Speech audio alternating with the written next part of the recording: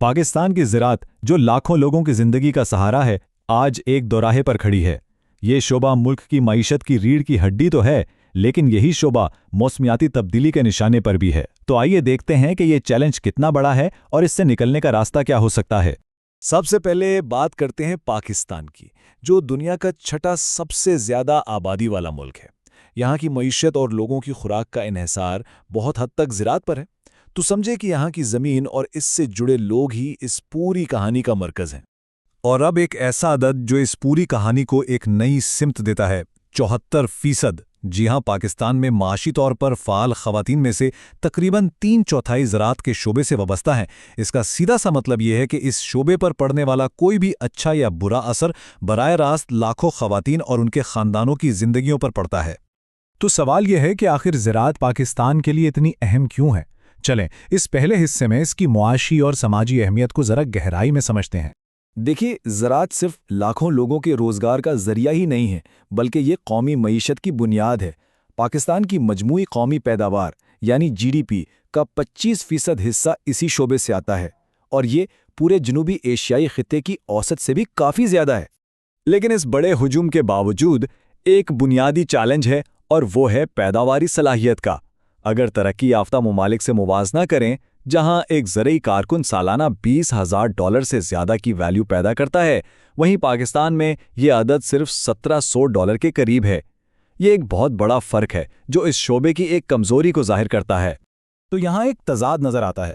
ایک طرف ملک کی 42% لیبر فورس یعنی 2.5 کروڑ لوگ اس شعبے میں دن رات محنت کر رہے ہیں، لیکن دوسری طرف پیداوار عالمی اوسط کے مقابلے میں کافی کم ہے۔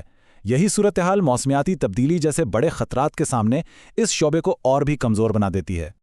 اور اب بات کرتے ہیں ان خطرات کی جو ایک طوفان کی طرح پاکستان کی زراعت کی طرف بڑھ رہے ہیں، خاص طور پر موسمیاتی تبدیلی کی وجہ سے۔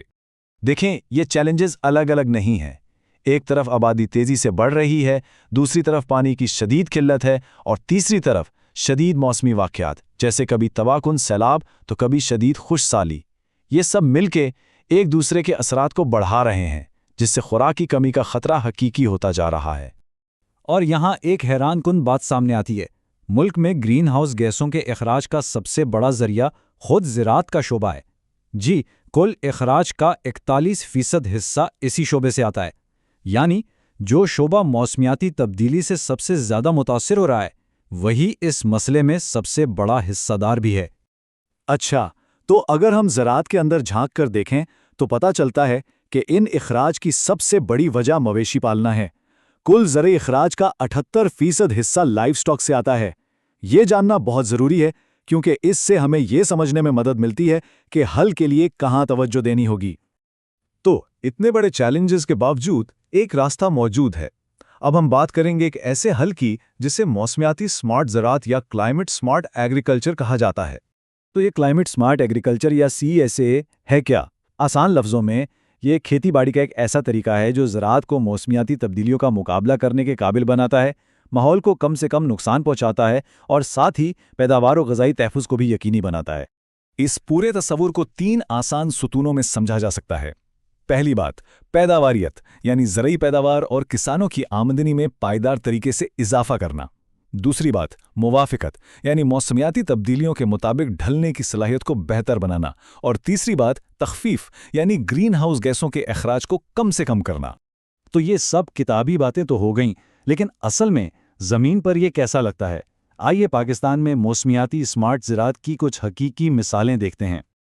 پاکستان میں CSA کو کئی طریقوں سے اپنایا جا سکتا ہے۔ مثال کے طور پر جانوروں کی خوراک بہتر بنا کر میتھین گیس کا اخراج کم کیا جا سکتا ہے۔ آب پاشی کے نئے طریقے جیسے ڈرپ اریگیشن اپنا کر پانی بچایا جا سکتا ہے۔ ایک اور طریقہ ہے بغیر ہل چلائے کھیتی باڑی، جس سے مٹی کی صحت بہتر ہوتی ہے۔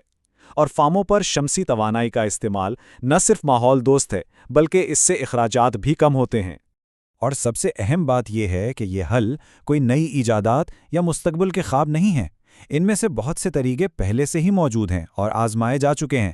اصل چیلنج انہیں ملک بھر میں بڑے پیمانے پر پھیلانے کا ہے، جو کہ ایک قابل عمل ہدف نظر آتا ہے۔ دیکھیں، صرف ٹیکنالوجی ہی کافی نہیں ہوتی۔ ان تکنیکی حلوں کو کامیاب بنانے کے لیے انسانی اور پالیسی کے پہلو بھی اتنے ہی اہم ہیں۔ जो इस पूरे निज़ाम को हकीकत का रूप दे सकते हैं। और यहाँ हम कहानी के सबसे अहम किरदार यानी खवातीन पर वापस आते हैं। जैसा कि हमने शुरू में देखा, वो ज़रई अफरादी क़ुव्वत की अक्सरियत हैं, लेकिन इसके बावजूद इनकी औसत आमदनी मर्दों के मुकाबले में आधी से भी कम है। ये ना सिर्फ एक समाजी नाइंसाफ़ी है, बल्कि ये पूरे शोबे की तरक्की की राह में एक बहुत बड़ी रुकावट भी है।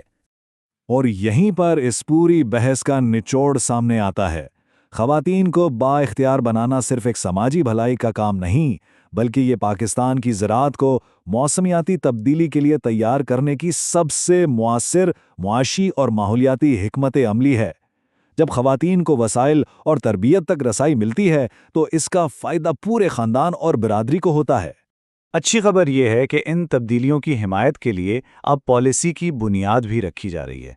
पाकिस्तान क्लाइमेट चेंज एक्ट 2017 जैसे कवानीन एक कौमी अज़्म का इशारा देते हैं, जिनका मकसद इन इक़दामात के लिए मुल्की और बैनुल अक़वामी सतह पर फ़ंड्स को मुतहर्रिक करना है।